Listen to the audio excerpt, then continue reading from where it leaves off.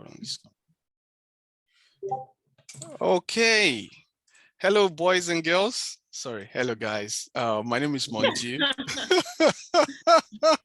My name is Monju, and you're welcome to another edition of the CandidTalk Podcast.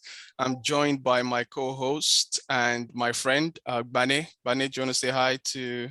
Hello, everyone. Hello, everyone.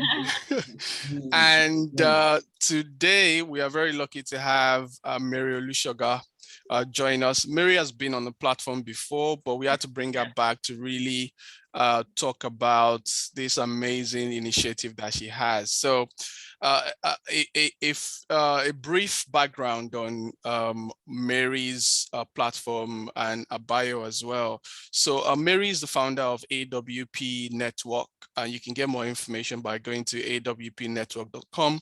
It is a platform that powers small business success for African entrepreneurs.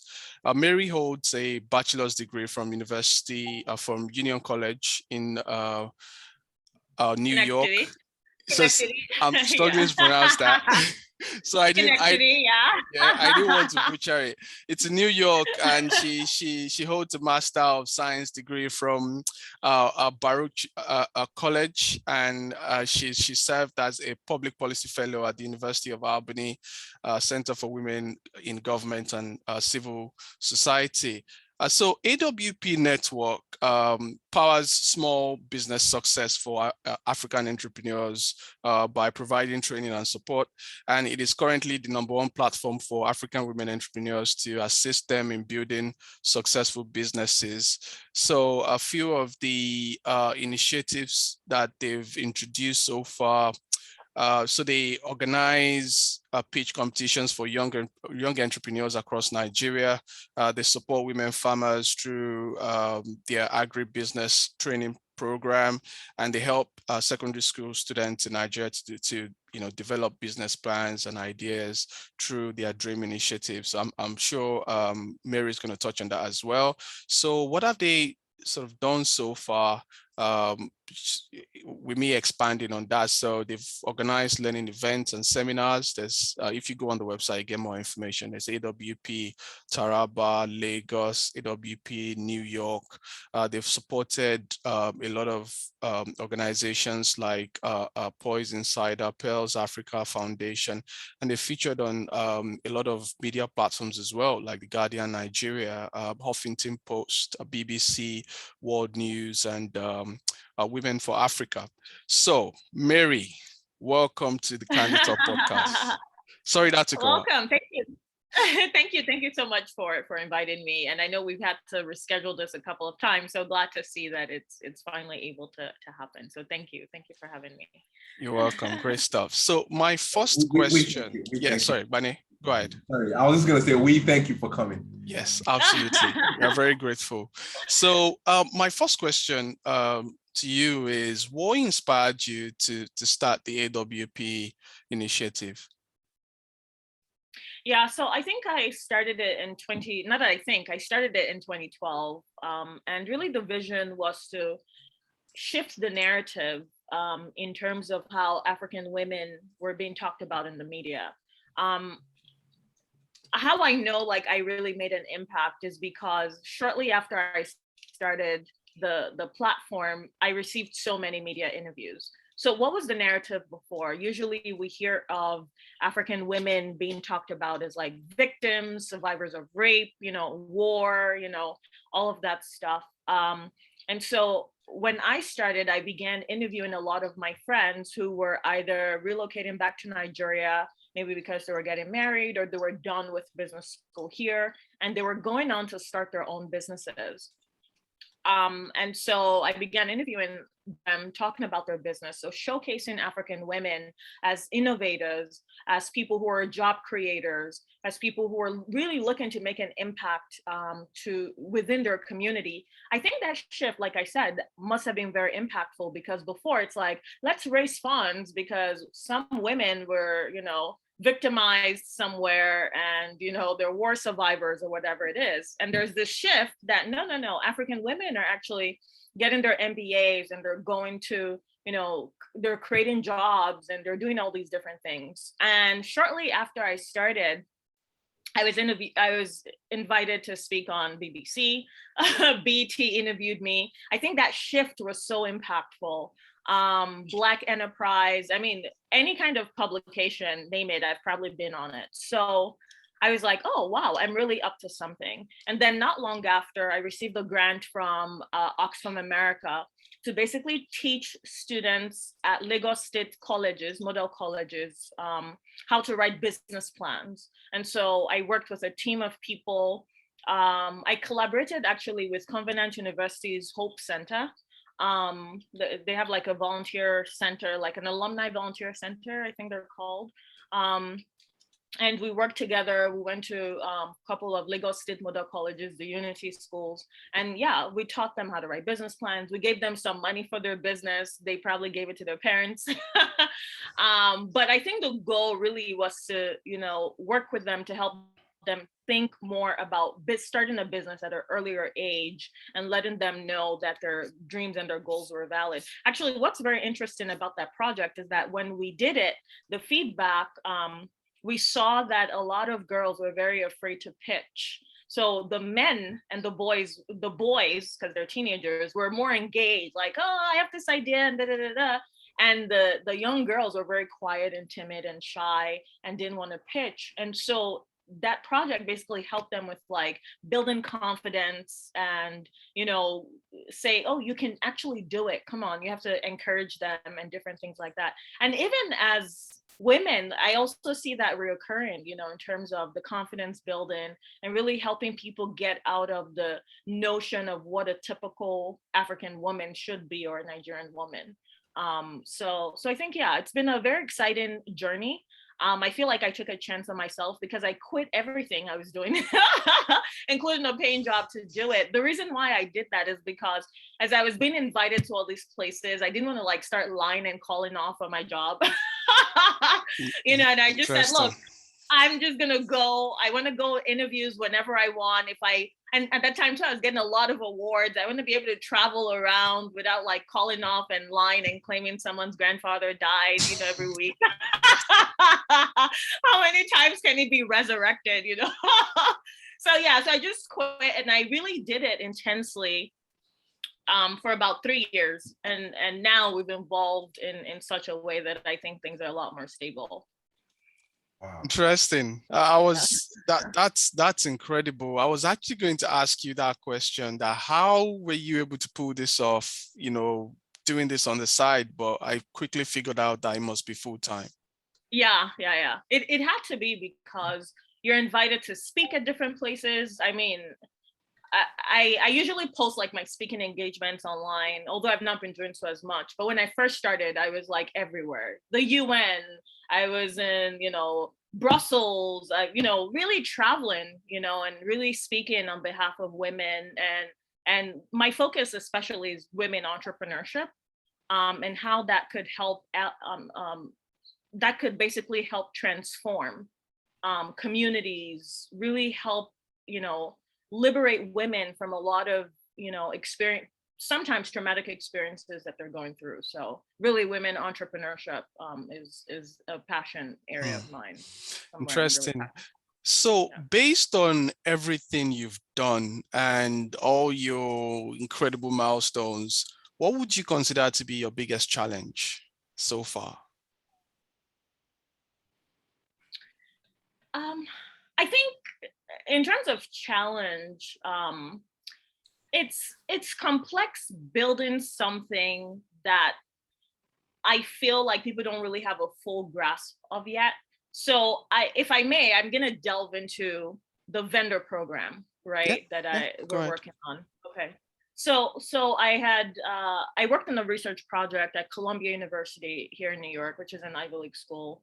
And basically the hypothesis of the project was, how do we increase procurement opportunities, procurement meaning contracting opportunities, to MWBEs. MWBEs means minorities, women, Black enterprises, right? And one of the ways that we were able to accomplish that is we created a very unique curriculum we took a lot of MWBEs, which includes like Black immigrants and different things like that, we recruited them into this program. They went through this very rigorous training. And for a lot of programs, that's where it ends. You get trained, lots of training program everywhere, and that's it. They get paid for it, and that's it. They've done it. Exactly. Like, take your certificate and bye. Yeah, exactly. And so we said, what else can we do? And so we built relationships with Whole Foods, right, which is now purchased by Amazon. At that time, it wasn't yet purchased by Amazon. Sorry to cut you off. Whole Foods. Whole Foods. Whole Foods. Yes. Whole Foods, the retail store, the food grocery store. Mm-hmm. Yeah, which is, at that time, it wasn't purchased by Amazon, but now it's owned by Amazon. And we said, okay, how can we connect some of these entrepreneurs to that supply chain, right? So it would help their access to market opportunities, and it would help their businesses grow, right? Because if you connect them to Whole Foods, and Whole Foods says, for example, if someone makes juice or something, and Whole Foods says, oh, we want 1 million of your products, right? That person, that's very exciting, first of all, helps with that person with sales. And then that person has to go look for financing to support that purchase order. Not only will they look for that financing, they also have to hire, right, to help the business expansion. So you're really looking at business growth right there.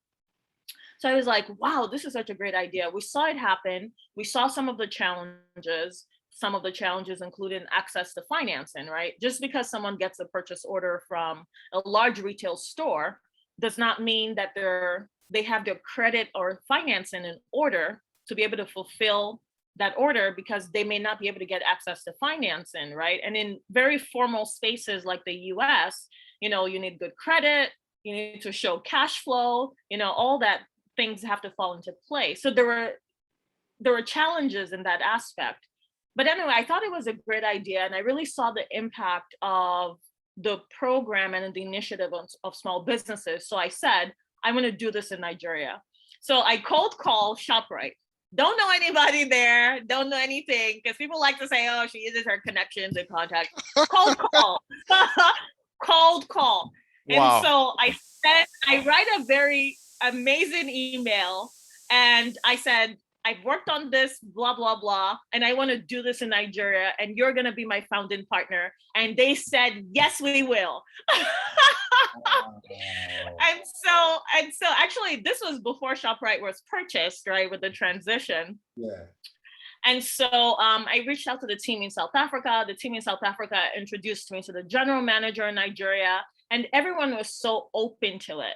And I pitched the idea 2018, 2019, and I was like, okay, we're going to launch this in 2020 with ShopRite as a partner. What happens in 2020? We have COVID. Can't travel. Well, actually, I was in Nigeria March 2020, right before they shut everything down. And so I'm like, oh boy, I've got this project I'm very excited about. How is this going to happen? And I'm not sure if you know Nigerian market, the internet is a challenge, and people prefer in person, right? It's just cultural for us. You have to be on ground, yeah. Exactly. So I talked to the team at ShopRite and I said, look, this is what's happening. So they said, why not wait for the perfect condition? 2021, let's postpone it. I said, I am not postponing anything. I'm going to do this year, because how much better to prove during the economic downturn, right? During COVID, a lot of businesses shut down, and globally, not just in Nigeria, but here in the US, people couldn't carry on because everywhere shut down. If you had a restaurant, no one's gonna come to your restaurant.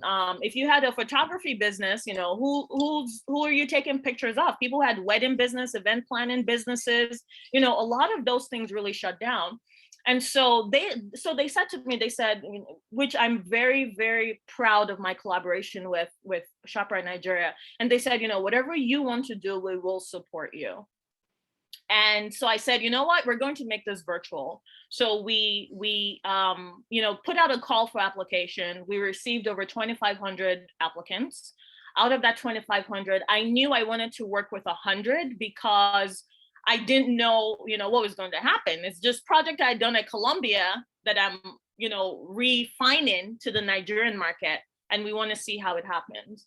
Out of the 100 who were accepted, only 61 people completed the program. So meaning that if you were late to class, if you did not complete your assignment, like it was very rigorous, like really taking the Ivy League sort of structure and really putting it there. And so 61 people were able to go through it, and then they pitched to ShopRite Nigeria. And so it was a really great experience, So when you ask the question about challenge, and I know it's a long story, it's like sometimes you don't expect certain things. Some things are out of your control. And so you just have to sort of go with the flow. And if you have a vision, you really have to stick with it. And also having a partner like ShopRite Nigeria certainly helps us to navigate through so many waters and different things like that. But that was one challenge that we certainly faced, because no one was expecting that kind of response to COVID, because no one knew what was going to happen. We just knew places were shut down, everywhere was shut down, and what's happening. But in the middle of that shutdown, I'm running this training program for women entrepreneurs and trying to encourage them, because, they're like, they're scared, they're nervous, and so it was a very great, I think that was a very challenging time, because there's no business sort of risk assessment expert that could have predicted. I saw that coming, yeah. Nobody. It's a black because they're like, it's not a big deal. Yeah, I mean, people were like, it's not at that time, right? It's not a big deal. It's only in China. It's only in Asia. It's not going to come to the US. Even like right before the shutdown in the US, they had like a huge Chinese New Year parade, and, and then over time, the experts are like, wow, we should have shut down way before we actually did. So, 100%. And I just want to quickly add, sorry, Manju, before no, it's fine. I wanted to ask, because it's something, I've got a few questions to ask, but there's something. Sure, please. Yeah.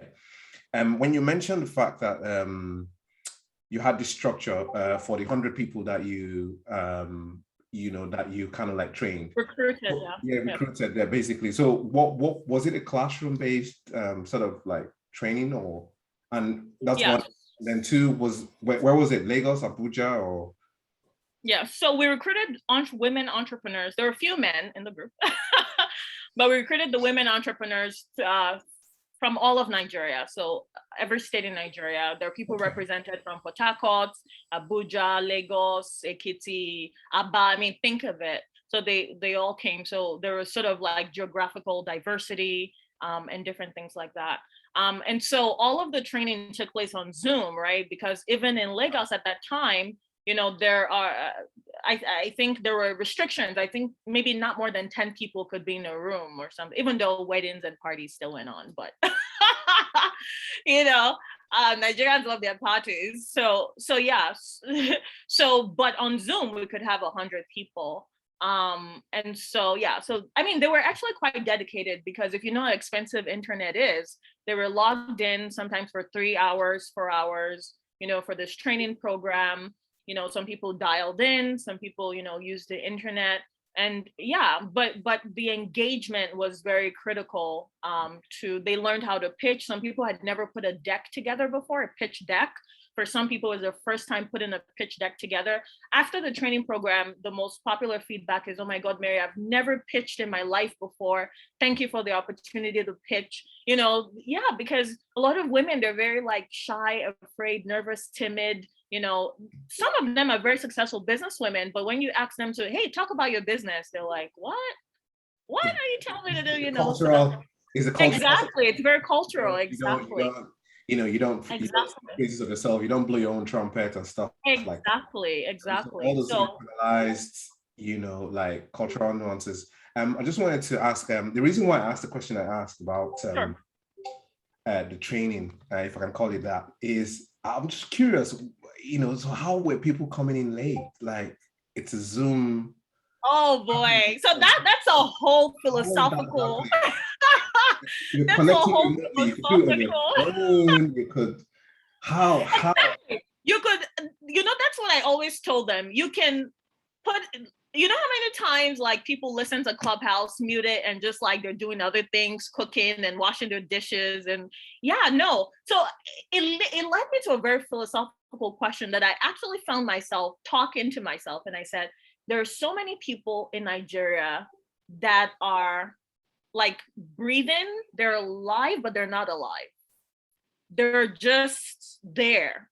Just going through the motions. And And then there are so many people that are so consumed with the problems and situations around them that they often feel overwhelmed and sometimes no one to talk to. And they feel that they have to wing it because they're an adult. And then when they go to like a lot of people go to pastors and churches and things like that, the pastor is like, Jesus will take care of it. But maybe what they need is therapy. What they need is a listening ear. So you had a lot of people who had so many excuses. I overslept. Madam Mary, I overslept. Can you imagine? And I'm just like, these are adults, like some adults with kids, like not to be disrespectful. Yeah. There were so many excuses. They had to go to church for prayer meeting, and the prayer meeting took so long. Madam Mary, I was on the bus, and I was just like, do you know you can put your headphones on, mute it, and just log in? All you have to do is just log in. Just be there. Yeah, just log in. That's all you have to do. So yeah, I think there's so many people that are they're breathing, but they're not alive. They're just there and they're just winging it. And I just want to like shake them and be like, this is all you have, make the best of it. But I understand like Nigeria could be hard, I was just about to say that it's understandable that people do that. Yeah. Nigeria could be very hard. And then I will say too, so we've had a cohort 2 as well. We doubled our application number. We recruited twice as many people. So it went from 100 to 200 people. Only 67 completed the program. It's about around the same ballpark as well. Around the same, just attendance, not completing homework, assignment. And it's not difficult homework because it's about your business. Put a pitch deck together, do this, do that. But I will say too, on the day of the pitches, there was one woman who told her husband she was going to be pitching, and that day she became a victim of domestic violence. And then it happened in cohort 2 where the guy was the victim of domestic violence. So, you have those stories. So I've learned, like, I'm a very impatient person. If I want something now, I got to get it. And I'm just like, I've learned to basically slow down through the program. Yeah. To slow it down, be more considerate, put myself in the other person's shoes. Yeah. But it's a learning experience for both parties. But I think I've also learned that if I want to do something, I want to be alive when I'm doing it. Like, I want to enjoy the experience. Absolutely. But there's so many people in Nigeria that they're breathing, but they're not alive. Yeah. They're not alive. Nigeria. That's how hard Nigeria is. Yeah, Nigeria does that to people. I've literally seen, as just a quick aside, I've seen, colleagues and classmates of mine that we, grew up together, very bright young people who Nigeria are beating so much that, you talk to them now and they're just like, yeah, when you talk to them about like certain concepts, they're just like, what are you talking about? Like what exactly are you on about? So Nigeria has actually done a number on a lot of people. So I understand that completely. With this, I want to ask a few other questions, but I just wanted to, so with these 2 cohorts of training you've done, so what was the feedback in the end? What were there any entrepreneurs that eventually got like a deal, that closed a deal with? Yeah. So I will say this story is very important too. I feel like I could write a book. You probably should. Yeah, absolutely. You need to write a book.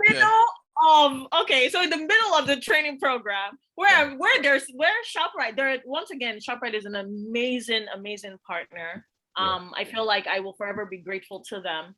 They're like, postpone this, wait for the perfect time, 2021. I'm like, no, they support me. In the middle of it too, you had NSARS, where they were burning ShopRite stores and looting ShopRite stores.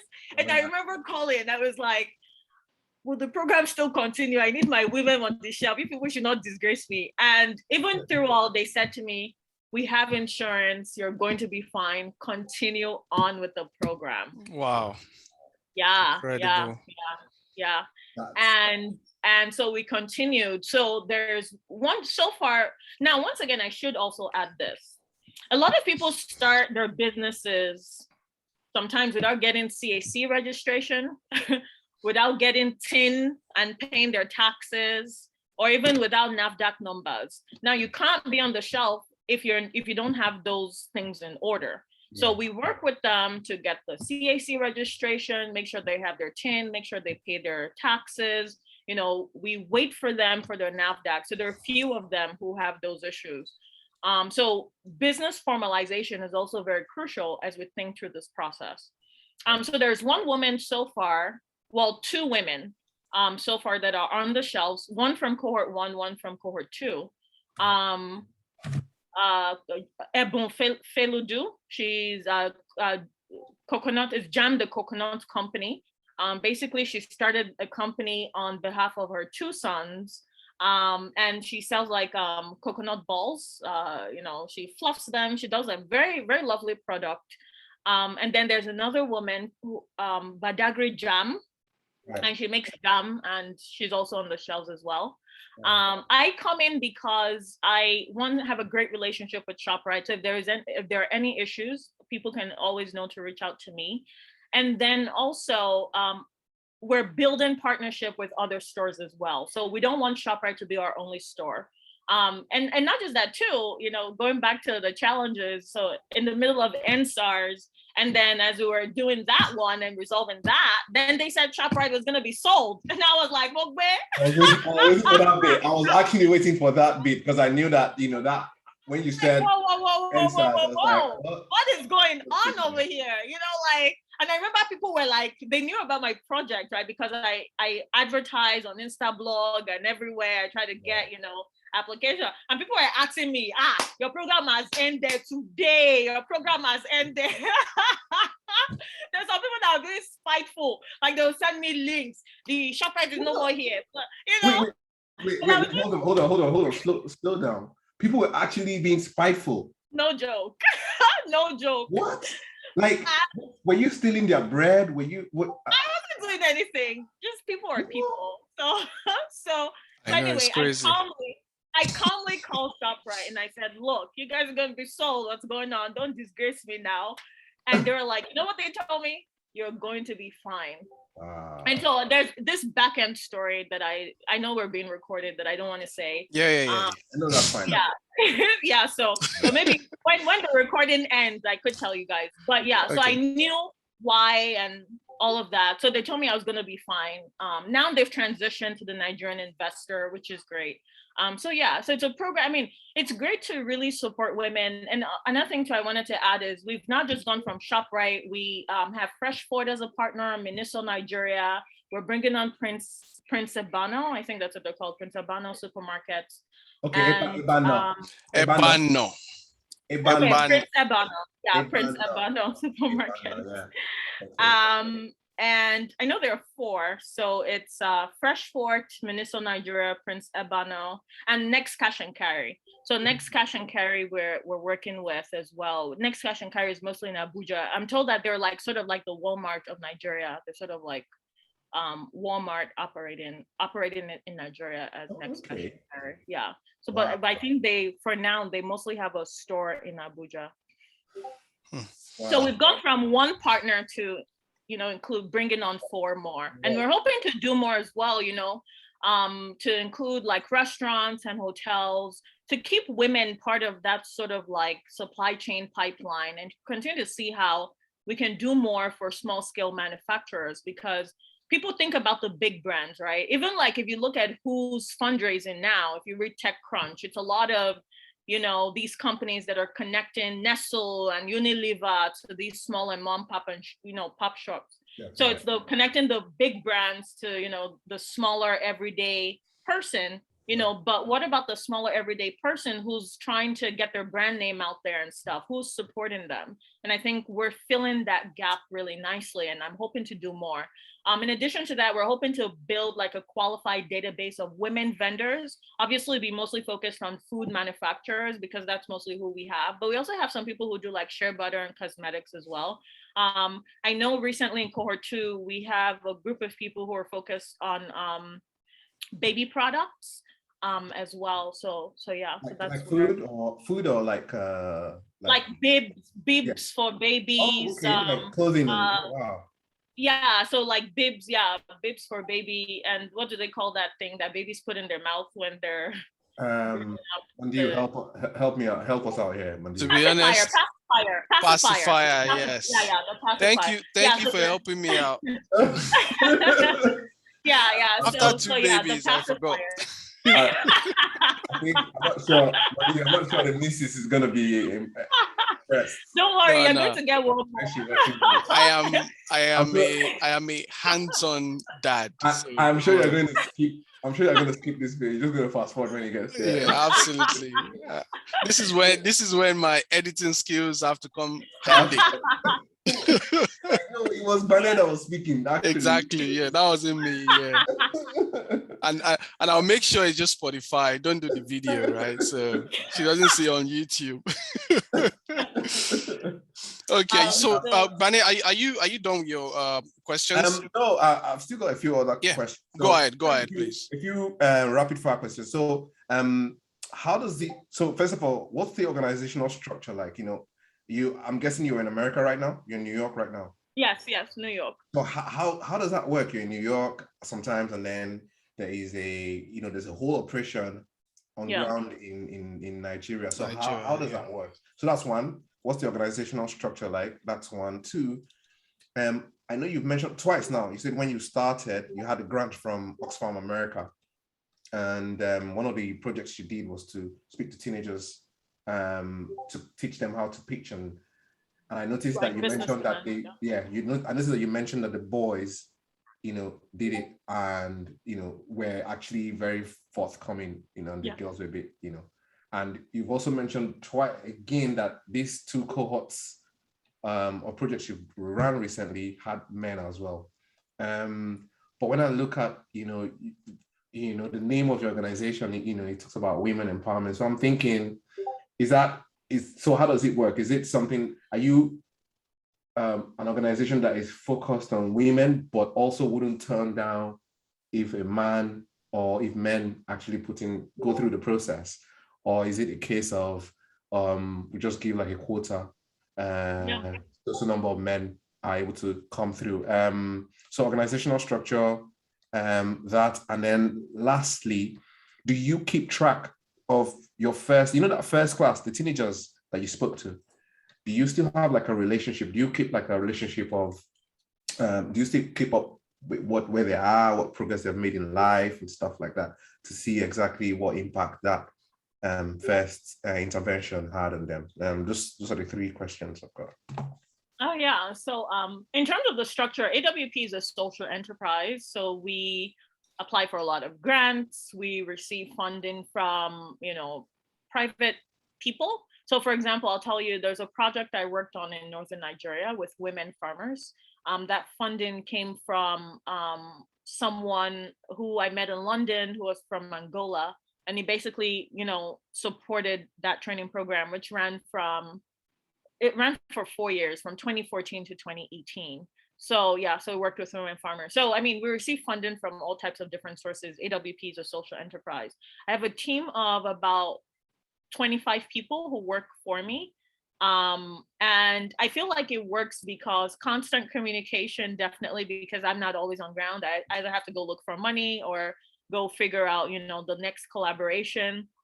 But I have I don't know if to call him a COO, so someone who manages the team, right? So there's one person who manages the team who I keep in touch with. Well, two people who manage the team, and then I keep in touch with those two people.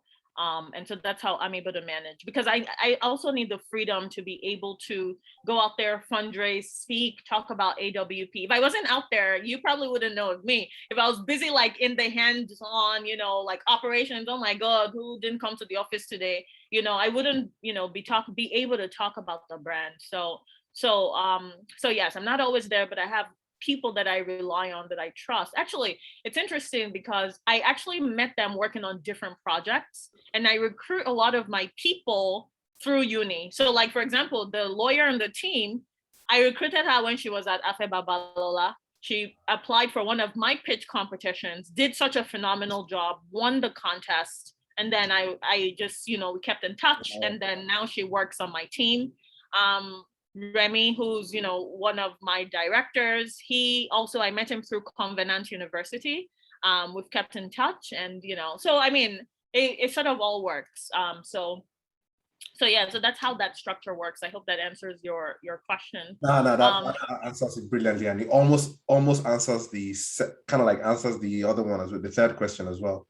The one about like keeping tabs or keeping in touch with, the earlier, students or the people that you've had to, interfere or help out. I think you just mentioned a good example of one of the lawyers you've got on the team being.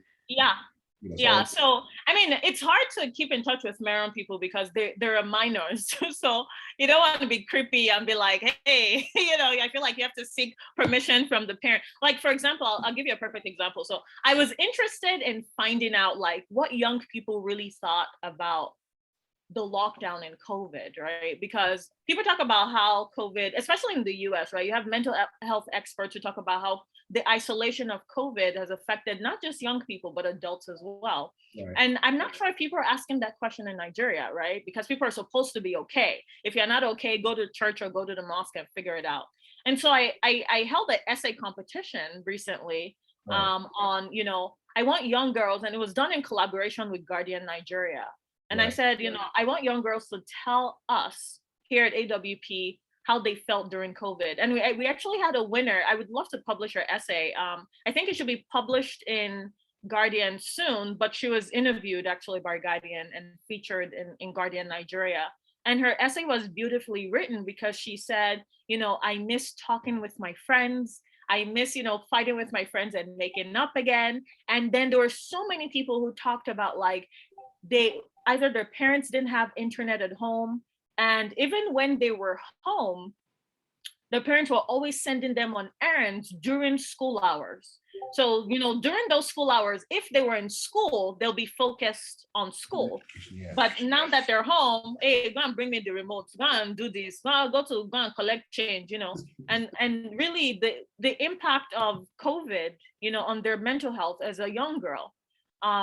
So I think, we've done that too, but, I believe that, keeping in touch with a lot of these young people, trying to see what else we can do for them, because I feel like Nigeria is so like involved in its own problems and issues, and adults are always speaking, that they forget about the voice of the young people and teenagers. And for me, that's very important. And then to answer your question about the men, well, women empowerment does not mean the exclusion of men. It just says, so it just says that, to fight patriarchy, you have to really look at it from the framework of the woman, right? Or you use a methodical sort of framework, right? For me, I consider myself a Black feminist. And so it's from that lens that I create a lot of my programs and different things like that. Right. But it does not mean, women empowerment does not mean the exclusion of men. But it just say that the voice of the woman is equally as important as the voice of the man. So creating these opportunities and different things like that. Like I'll give you another example. So we have an upcoming project right now with Ekiti State Government and their Bureau of Procurement, right? And one of the hypothesis that we're trying to answer is, what can we do to increase procurement opportunities, right? Which is this question. I feel like this is maybe the thesis of my life now. To increase procurement or contracting opportunities to women and women entrepreneurs. Because if you look at yes, there's corruption, right? There's corruption everywhere. But if you look at the sort of disparity, right, in terms of the utilization rate of women entrepreneurs in contracting systems, women are like way far behind. Like the person I was speaking to, we basically have an upcoming forum which will take place the last week in October, so I'll have to be in Nigeria then. He said to me, he said, I see all these billions of naira going out and very few women are applying for this program. What else can we do to encourage more women to apply? So basically the socialization of women keeping quiet, if you look at what I've said, like it starts from that mirror, like, be quiet, a woman must always be polite, when you look at, I'm not a sociologist, I studied sociology, but I'm not a sociologist. But if you look at the socialization, you're like, they're already quiet from that age. And it manifests all through their adult life and everything like that. And so basically he was saying like there are billions of naira in these contracting things, but mostly men are applying, like whether it's building of school, allocating of different contracts. And then when it's time for women to apply for government contracts, they do things like, oh, we'll do the catering, we'll do the food, we're going to supply cups and spoons, versus going for those aggressive things like we're going to build the school, I'm an engineer, we're going to I'm starting a construction company and I'm going aggressively for these deals. So that disparity actually starts from the important age like Mary. So you need organizations like mine who can come in and really encourage the girls and say, speak up. This is equally your space. You're pitching just like John is pitching, Mary is pitching too. And the things John has access to, Mary has access to as well. But people are socialized to say, in Nigeria, to say, okay, it's only John's space. Mary, wait your turn. Is it your turn yet? It's not your turn, so don't speak up. So it starts from then and it manifests all through, whereby you have more women in like the food area. It becomes like money. That disparity is affected all through, whether it's in tech, whether it's in construction, like, my friend was and other areas as well. So we're going to we it as a model. Sorry. And that's what can we do to increase the utilization rate of women business owners and entrepreneurs. Okay, so you have gone. I've lost you a bit there, Mary. Can you hear me? Can you guys? Yeah, I think Mary's breaking up. Yeah, Mary, you've it's gone blank. Can you hear us? I don't think she can. I think she's having network issues. Yeah, she's right. Okay. We are getting close to the end, and it's been really nice because we've been able to gather like a lot of answers to the questions that I had prepared, especially on like the projects that she has lined up and the challenges and the achievements that she's had. I think she's going to join us again. Yeah. So what do you think? I didn't know it was actually as big as that, especially the ShopRite initiative. It is so interesting. The funny thing, there are people that do far less than what she does, and we see and hear about them all the time on our Twitter timelines. Exactly. I think Mary is just one of those people who focus more on the work than Mary, you're not bothered like blowing your own trumpet. You're just basically like let my work. You're too focused on the work. You're not really. We're just saying now that you now go into details about like some of the things you've been involved in. Just being like, what? You've been doing all of this? Yeah, it's incredible. And then you just come on Twitter and just laugh out loud and just go back. No PR. Overcome the world, just come on, laugh with us, and then go back. Go back to doing big things. I prefer my LOL, which I do all the time. I know, right? Because like I won't use my African Women Power account to drag somebody. I don't want people to see the tout in me yet. True. Absolutely. That makes a lot of sense. Sorry, we lost you. No, you were saying something. Yeah, I'm sorry. It's raining here, so maybe my internet went to Nigeria and came back. Your internet is Nigeria compliant. That's all right. I have Nigeria internet, so Yes, it got disconnected for a bit. Yeah, that's fine. So my apologies. No, that's not a problem at all. So you were saying, you were in the middle of something. You were talking about like the whole socialization, getting. Yeah. So I mean, if you look at what I've been talking about, it really starts from really that age, or perhaps even younger. So if a lot of organizations like mine are not really focusing on young girls at that age, what are we really doing? Because you have to tell them at that age it's okay to speak up, because so many young girls are socialized to wait their turn, not speak up, be the polite young woman, be quiet, culturally too, people tell people, oh, if you want to get married, you must always stay quiet, don't talk after a man, don't do this, And so it really starts from that age, and you see it affects people a lot of the times throughout their entire lives, even in the types of business that they choose to do as well. That's really deep. So I'm just going to go on to, because we are running towards the end now, but I just wanted to ask a few questions on, because there's loads of questions that I want to ask, but I can be here all day if my internet cooperates. Definitely.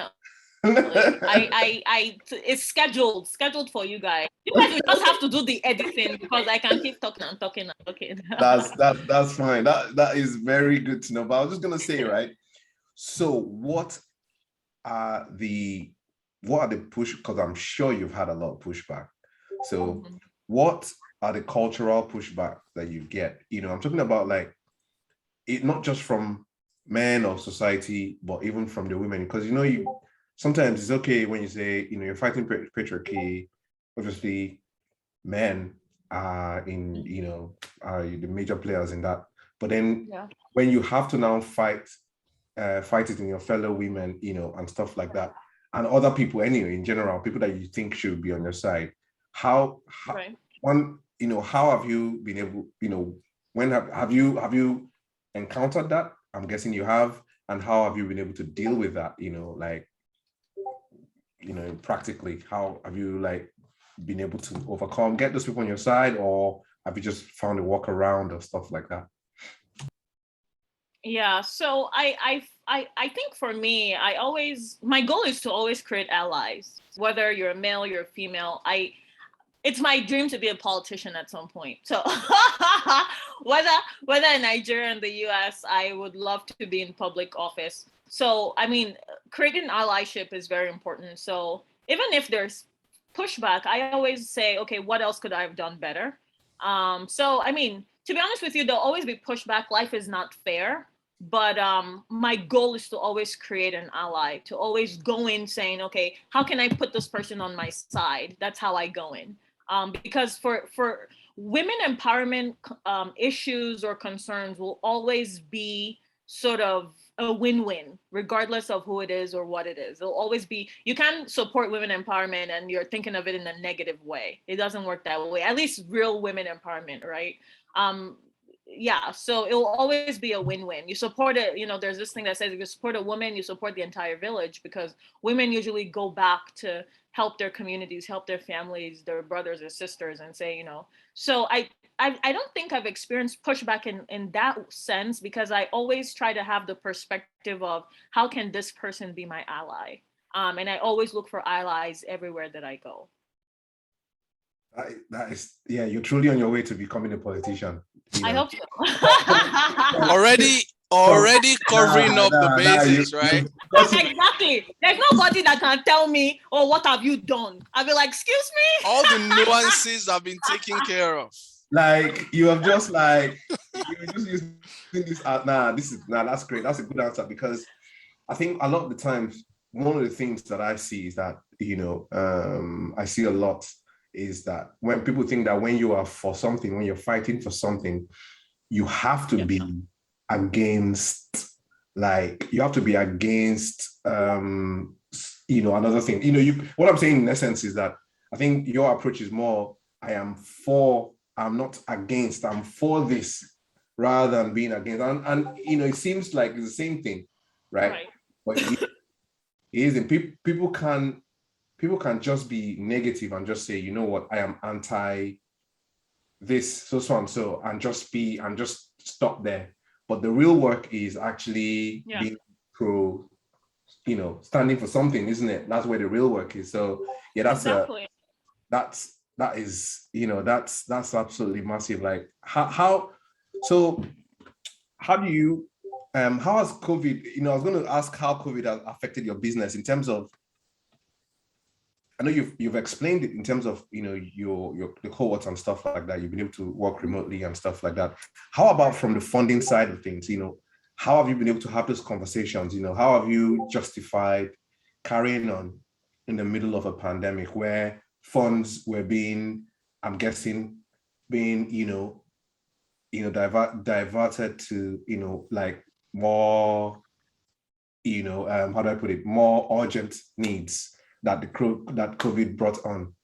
So how are you able to have those conversations? Because the reason why I ask this is, one, I think it will help people that are listening, to who want to embark on a similar journey that you have embarked on, to have this kind of conversations where, we probably, God forbid that we have another COVID, but like, I'm thinking, where the chips are down and where there's a lot of opposition to, or where there are roadblocks or obstacles to getting funding, how do you navigate, or how did you navigate all of that, during COVID?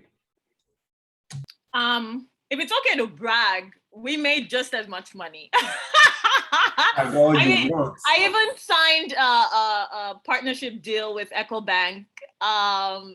So we've signed a lot of like partnership deals with a lot of big brands. Like we're working with Ekiti State government. We might be working with Ogun State government. So I think, in life, one of the things I've learned is perception is everything. If you can go out there and create opportunities, not just for yourself but for other people, and help them see that, I think it's really life-changing experience. So we've been able to actually increase our partnerships during COVID because people really want to help and support women. They really want to do something different.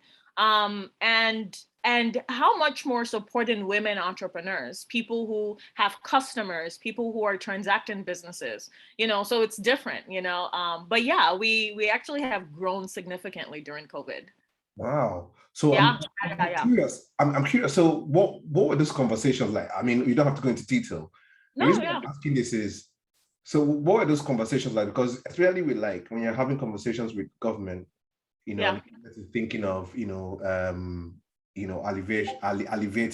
all the effects, trying to mitigate all the effects of COVID on populace, and thinking there's scarce resources. We don't have time for this. So what was the argument? Because I think what you've said is very interesting, because I think it's a very powerful argument to say, listen, we are in a pandemic, which is one of the worst crises ever, which is causing an untold economic hardship. So it is, although it sounds counterintuitive, this is the best time to actually support people in entrepreneurship and business, because it will help us bounce back. So I'm just wondering, like, was it the kind of arguments you were having? Was it this kind of conversations? Was it, So if I was a typical Nigerian, I would say, praise the Lord, God did it. God worked his magic. My God. How Madame Forol, exactly. How Madame Forol, when they ask her, how are you a billionaire? She's like, it's just God. My God, and I cook with him on my husband. Exactly. But I'm not going to say that. So for example, I'll give you how the EcoBank opportunity came along. So I had talked about the AWP net. Once again, Guardian Nigeria has been a great partner as well. So Toka Ibu has been a good friend, good partner. And so whenever I do anything, I usually talk to like their editors to write about it and different things like that. Right. So how EcoBank actually came along was someone read what AWP was doing as it pertains to the vendor program in Guardian Nigeria. I think one of their EDs, executive directors or something like that. Right. One of the executive directors told one of his employees or staff member to reach out to me like the following day and say like, this is an opportunity not to be missed. And not just that, someone's account manager actually, someone, Ebon, actually, the coconut lady I was just talking about. You were talking about. Yeah, so she had been bragging about the program, like, this is the best program in the world, and blah, blah, blah, AWP. And so it like just fell into place how the article came out. The one of the executive directors at EcoBank saw the article, asked someone to reach out to me. The person's boss who was asked to reach out to me, her client or her account relationship manager at the bank was bragging about the program. So when they all spoke with me, they were like, whatever you want, we'll give it to you. Yeah. So yeah, I mean, so that pretty much, so that it was just a case of one thing led to another, and he already did all the time. Yeah. And it's also the saying too that sometimes if you have a good product and you're really confident about what you do, it's a very easy sell. It's a very easy sell. And I totally agree with what you guys were saying. Is that I have to do more in terms of like talking about the work that I do and different things like that. Yeah. And I do. Perhaps maybe it's not enough. No, I do think you need to blow your own trumpet up. I think you need to. Yeah. I think you need to. Yeah. But I will tell you this. I don't want to call it a funny story, but it's a very Nigerian story. Right. So I started last year. Like I said, I pitched it like 2018, 2019. I was just sitting on the idea, waiting for it to launch, and then COVID happened. So what I do too is I partner with like instructors and small business owners who actually teach these classes. So I don't teach them myself. Right. I partner with people. So it's everything from like branding to cash and, cash flow, profit and loss statement, cash flow bound, making sure like their businesses are formalized, because you can't supply to a lot of these retail stores. They won't put you on the shelf if you don't have NAFDAC. If your, business is not formal, they're not going to poison their customers. 100%. So you have to go through the business formalization process. And so there was one instructor who shall remain nameless, who came, and she did a phenomenal job. She's an accountant based in Abuja, did a really amazing job talking with our women. And then the following month, she goes and starts going on Instagram saying, I can get you to ShopRite. You have to pay me, And I was just like, wait, are you trying to copy what I'm doing? Okay. What she doesn't know is that I have a MOU, legal documents with ShopRite, non-compete, So she's bragging, advertising. I can get into the game, into the ShopRite. So I didn't even say anything. I called the general manager, they're like, we don't even know who this lady is. I'm like, but here she is on Instagram trying to chop people's money, claiming that she can. So I DM'd her. I was like, I don't know you, but I know you were one of my instructors. How are you getting people into ShopRite? They won't even work with you. They don't know you. Oh, I have a mentor that is like this. I was like, excuse me, and I just told her, I said, if you don't want to get yourself into legal trouble, you better take this stuff down. And she must have thought I was bluffing. She pulled it down, like they called her, like, stop trying to scam people, like this is a real program. So yeah, so that's one of the most Nigerian things I've experienced, because thank God, if I didn't have all the legal stuff in my ducks in a row, she would have gone behind my back to try to do something with ShopRite and stuff like that. First of all, they're like, they don't even know her. So people can be, very funny and interesting, Wow. That's a typical Nigeria story. Right? It is. We're always trying to one up the other person. We're trying to get one over the other person. Quick move, and it's just so annoying. Now she's ruined her relationship with you. Exactly. And I actually sent her a legal letter, and I said, moving forward, we're not working together, and that was it. Very embarrassing, because I don't that whole, I think it's something that has afflicted us as Nigerians, the whole short-termist behavior of, let me just get this money now, let me be quick. Yes. Get in now. And you're absolutely right, because it's thinking in such a short-term way makes people so transactional. Like, not that transactional. And I actually saved this answer for when you ask what is something I would change. If it's something I would change about Nigeria if I was president, is promoting more of transformational partnership and leadership than transactional. Because right now we are stuck at transactional leadership. Every aspect of our society culture is permeated with that idea of short term. What can I get now? I don't care if the relationship is destroyed. Just like just give it to me now. Exactly. Yeah. Nobody is thinking short term. Just give it to me now, and then just give it to me now. If the person is angry, well, Exactly. Even if, sorry, Mary, even I'll if go you to have, church and give the tithe, and that God will cover. Even if you have really smart policies and you try to implement really smart policies, if those policies only have long-term benefits, you will have to do a lot of work in terms of convincing people of the long-term benefits of those policies. Else they're just going to look at you like you're a clown because there's no short-term benefit involved. But good policies include both, though, short and long term. Absolutely. You have to, Absolutely. Sorry, but in terms of maturity, there are some policies that, even if you will get some short-term benefits, the real benefits will come in the long term. So what good government or good policymakers do is there's a lot of engagements that will go in the short term to really let people know about the long-term benefits. And of course, it shouldn't involve, people suffering or making the conditions really worse.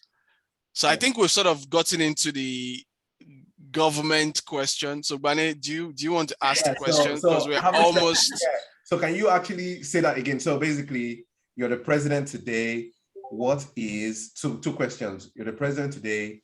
What is the one thing, the one policy plank you're going to be known for? Like, what is the plank that every other policy or every other direction of your administration will build on, so to speak? That's one. And then obviously, what is the kindest thing? I know it's a difficult question, but just try. What's the kindest thing that anyone has ever done for you? Yeah, no. So in terms of policies, like I said, and I think I've written about this, perhaps I should expand, is, more of transformational leadership, more of, transformational relationships versus transactional. I think that currently, and it needs to start from like a cultural thing, right? It's difficult, but people need to be more, people in a lot of African countries, or even around the world globally, but I feel like more Western countries do this a lot better. In terms of transformation, like you could meet somebody in college, and then maybe 20 years down the line, you guys reconnect. The next thing you know, he's investing in your business. That's like, transformational, But if that was a Nigerian experience, that person in college has beaten you. When you see them, you just want to like revenge. And you're just thinking, man, I don't want to do anything with that. Nah, investing is the last thing you're thinking. Exactly. You're just like, remember what you did for me. Like you're just, so I think it needs to be more because there's something I've been thinking about lately. And that is like, oftentimes we think that, God is in heaven and we have to impress him there. But usually God is manifested through the next human being. The concept of God, like I think there's this Yoruba I'm not sure if it's a Yoruba proverb, but I know I've heard it several times, where like, it's not God that'll come down from heaven to help you. It's like your human being, your neighbor, your friend, your business partner, someone that helps you, that really changes the course of your life and sometimes the direction. So I think we need to shift more through transformational leadership than transactional. I just feel like that's the only way, because we could have all the good policies in the world. If people don't see transformational leadership or transformational experiences and more transactional, not much is going to change. People are going to try to like pull one up on the other person. Or they're going to say, oh, what's in it for me? Who does this person know? They're only and Nigeria is a place like that right now. Like you're looked at on your social status, your, all these different people. Some people won't talk to you if you are not married. Some people won't talk to you if people are always trying to create all these unnecessary. As a matter of fact, those are some of the kind of questions I was thinking. I was hoping that you touch on things like that. Some of the cultural barriers.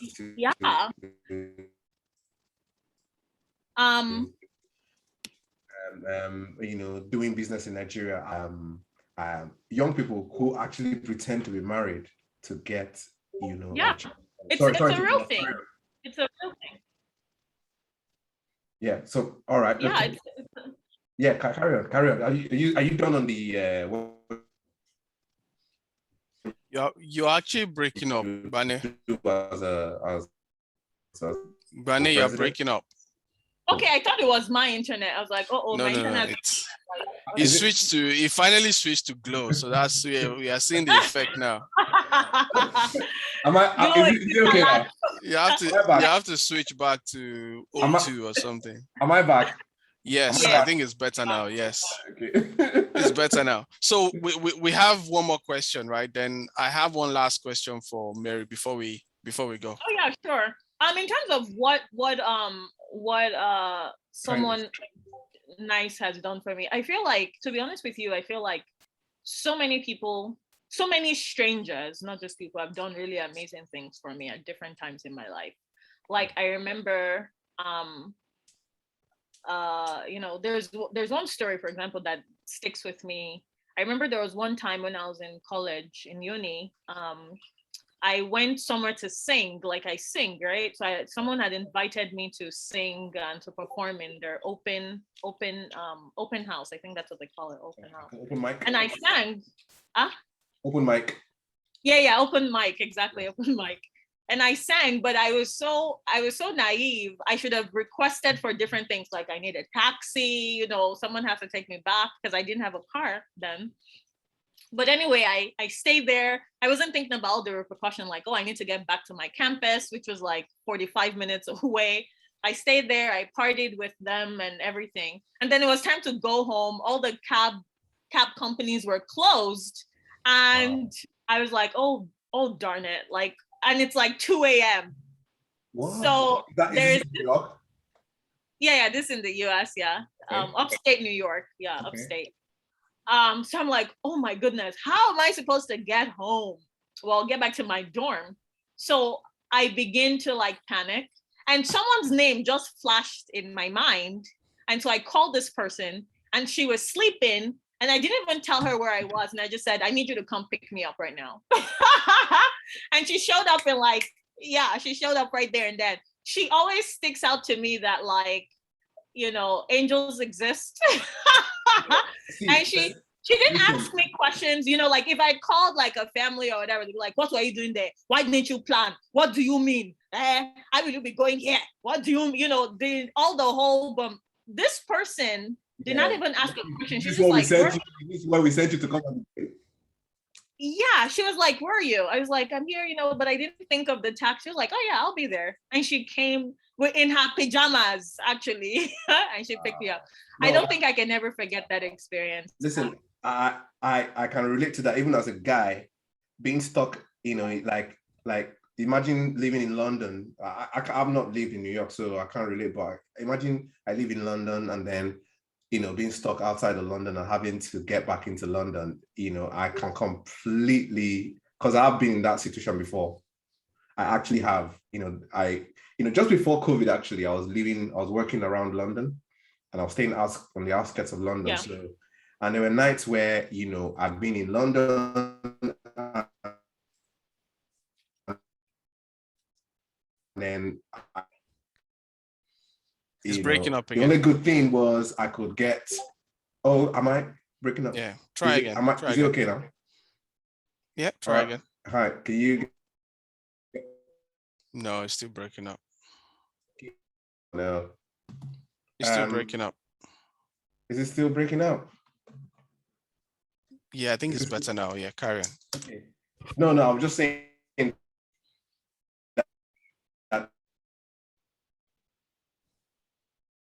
No, it's still breaking up. Bane, you're still breaking up. Bane and I have Niger internet. Okay. We have. Is it raining? Is it raining over there? Perhaps maybe that's the issue. I know it's raining on my side. Yeah, it is. It actually is. It's drizzling actually, but it's not really. I don't know why I keep having these issues anytime I'm on the.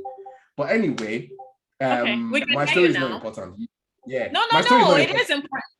No, please. It's not really. We can hear you now. Hear you now. Okay. So you're in the UK, in London. Yeah. So what I'm just saying is that there was a time where I had to get Uber, And I'm guessing like Yeah. yours is even definitely better because No, this was pre Uber. So this was like that's what I was saying, that this is definitely pre-Uber. So you're thinking, yeah. so yeah, that was definitely Yeah. Then they only have like cab services that probably closed at 10 p.m.